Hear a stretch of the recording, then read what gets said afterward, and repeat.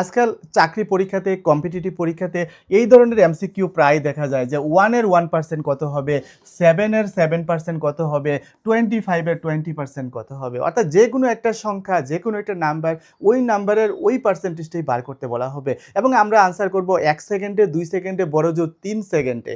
কি সেই টেকনিক রয়েছে, কি সেই কৌশল রয়েছে আমরা এই ধরনের অঙ্কগুলো করার জন্য। যেমন 1 এর 1% কত? আমি চোখ বন্ধ করে বলবো 1 এর 1% হচ্ছে 0.01। কিভাবে হয়েছে? কিভাবে হয়েছে? একবারে শর্টকাট নিয়ম আমি তোমাদের বলছি। যদি 1 এর 1% বলে তাহলে এখানেও 1 এখানেও 1। এই 1 এবং এই 1 একসাথে গুণ করবে। গুণ করলে কত হবে? 1 আর 1 গুণ করলে হবে 1। আমাদের নিয়ম হবে যে 2 ঘর আগে আমাদের দশমিক দিতে হবে। তাহলে 1 এর রয়েছে শুধুমাত্র 1 ঘর। 2 ঘর বানাতে গেলে আগে একটা শূন্য দিতে হবে, একটা দশমিক দিতে হবে এবং দশমিকের আগে একটা শূন্য আমরা দিয়ে দেব। তাহলে 0.01, 0.01 হচ্ছে আমাদের কারেক্ট আনসার। তাহলে এখানে কত হবে? 7 এর 7%। তাহলে 7 আর 7 আমরা গুণ করব। কত হবে?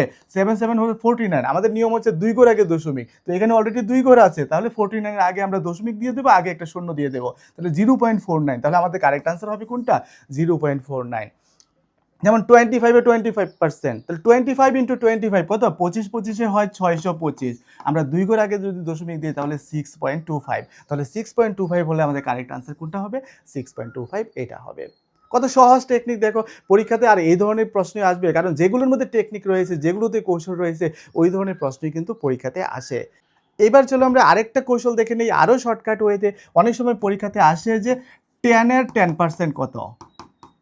পরীক্ষাতে আসতে পারে 20 এর 20% কত? পরীক্ষাতে আসতে পারে 50 এর 50% কত? অর্থাৎ এই সংখ্যাটার শেষে শূন্য আছে, এই সংখ্যাটার শেষেও কিন্তু শূন্য আছে। এখানে প্রত্যেকটা সংখ্যার শেষে শূন্য আছে। আমরা এটার আনসার বের করব শুধুমাত্র 1 সেকেন্ডে। কিভাবে? আমরা শূন্যগুলো বাদ দিয়ে শুধু সংখ্যাগুলো গুণ করে নেব। যেমন শূন্য বাদ দিয়ে সংখ্যাগুলো গুণ দিলে 1 আর 1 গুণ করলে কত হবে? 1। এখানে শূন্য শূন্য বাদ দিয়ে 2 আর 2 গুণ করলে কত হবে? 4। এখানে শূন্য শূন্য বাদ দিয়ে 5 আর 5 গুণ করলে কত হবে? 25। তাহলে আনসার হবে 1, আনসার হবে 4, আনসার হবে 25।